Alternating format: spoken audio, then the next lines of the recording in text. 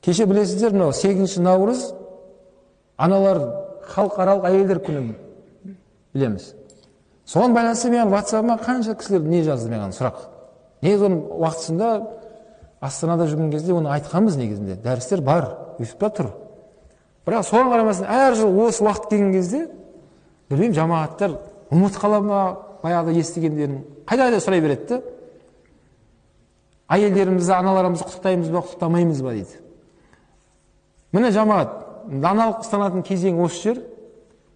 Қарайтын болсақ, бірінші 8 наурыз бұл біздің дініміз бұйырған мейрам емес. Оны ашық айтамыз. Құранда ондай аят жоқ. Пайғамбар алейхиссалам уақытында ондай, дәл сондай күн тойланған күн жоқ. Солай ғой. Енді бізге даналық керек екен. Қандай даналық керек? Сол күні елдің бәрі, бүткіл әлем болып, әйел кісілерді құрметтеп жатса, біз не істейміз? Бөлініп шығып кетеміз не қарай? Астағфирулла, аузубилля, бидағат ол деп не істейміз? Не даналық бар осы жерде? Қалай ойлайсыздар? Құранға қарсы ма? Қарсы емес. Хадиске ше? Жаңа Абдулла ибн Хузафа не деп айтты? Басын сүйсем, діннен шығып кетесің бе? Шығып кетпейсің. Құранға қарсы ма? Қарсы емес. Пайғамбар сүннетіне қарсы ма? Қарсы емес. Жарайды, басын сүйді барып. Бірақ аналарымызды құрметтеу ол нәрсе емес қой, ол. Өйткені әйел кісілерді құрметтеу жалпы біздің шариғаттан басталады. Ислам дін келгенге шейін әйел кісілерді әлемде екінші орын адамдар деп есептеген, құл базарға сататын болған, біреуден қарыз алатын болса, залогқа әйелін қойып кететін болған. Сондай бір қиын замандар болған. Ислам діні келіп, әйел адамдардың құқығын қорғап берді, олардың мәртебесін көтеріп берді. Құранда әйелдер сүресі бар, Мариям сүресі бар, білесіздер Құран кәрімде. Енді олар секілді әрине біз келіспейміз. Жыл 12-нің ішінде бір-ақ күн құрметтеу дегені біз келіспейміз. Тек қана сол күн ғана гүлді беріп, кафеге алып барып, әдемі тамақ алып беріп, келесі күні ой әкең пәленшесі деп айтпаймыз. Біз бір жылда 365 күн болса, 365 күн бойы біз аналарымызды құрметтейміз, әйелдерімізді құрметтейміз, олардың хаққысын орнына қоямыз. Солай ғой. Бірақ дәл сол күнге қатып қалудың қажеті жоқ қой, қатайып алудың қажеті жоқ қой. Біреулердің жазып жатыр, дәл сол күн дейді, уақытысында Европада дейді, әйел кісілердің орамалын шешті дейді. Екінші біреу жазып жатыр, дәл сол күн дейді, түрмеде әйел кісілер азаттық алған күн екен дейді. Тағы біреу бірден көп нәрсені жазды. Бауырлар, қазір тарих бетін қарай беретін болсақ, тарихта не болмады уақытысында?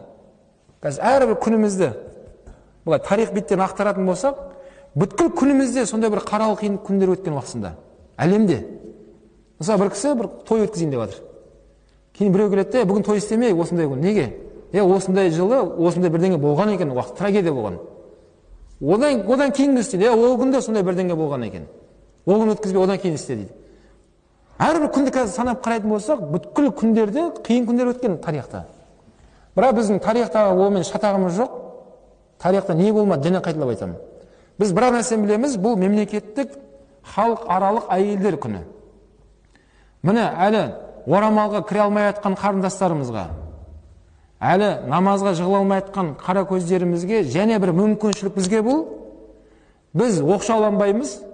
Керісінше осы мәселені ары қарай біз дін бойынша алып кетуіміз керек. Әйел адамдар құрмет қылу біздің дінімізде кеңінен айтылған.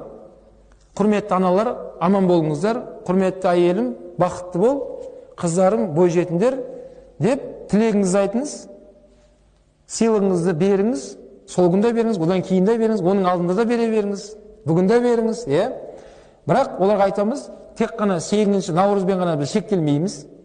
Бір қауымдар секілді емеспіз біздер. Бір жылда бір-ақ күн ойлайтын. Біз әйел кісілерді әрбір сәтімізде, әрбір уақытымызда олардың құқықтарын жоғарғы деңгейде құрметтейміз деп және айтып қалуға бізге не бұл?